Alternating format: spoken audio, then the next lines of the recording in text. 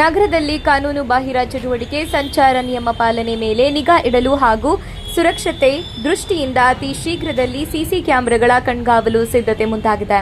ಹೌದು, ಇದು ಚಳ್ಳಕೆರೆ ನಗರದ ಸಾರ್ವಜನಿಕ ಸ್ಥಳದಲ್ಲಿ ಸಿಸಿ ಕ್ಯಾಮೆರಾಗಳಿಲ್ಲದೆ ಇರುವುದು ಕಳ್ಳರಿಗೆ ವರದಾನವಾಗಿತ್ತು.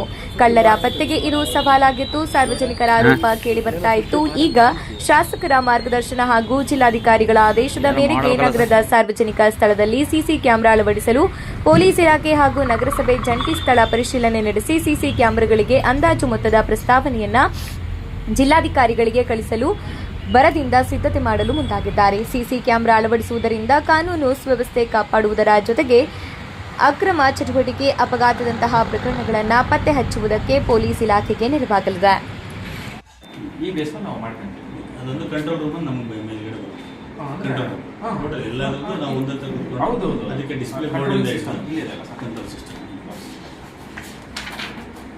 Challakere town police station control room server junction ಬರುತ್ತೆ ಸರ್. ಇದು ಮೇಂಟೆನೆನ್ಸ್ ಎಷ್ಟು ವರ್ಷಕ್ಕೆ ನಾವು ಕೇಳ್ತಿರೋದು, ಯಾರು ಮಾಡ್ತಾರೆ ಅದಕ್ಕೆ ಮೇಂಟೆನೆನ್ಸ್ ಮಾಡೋದು ಸರ್.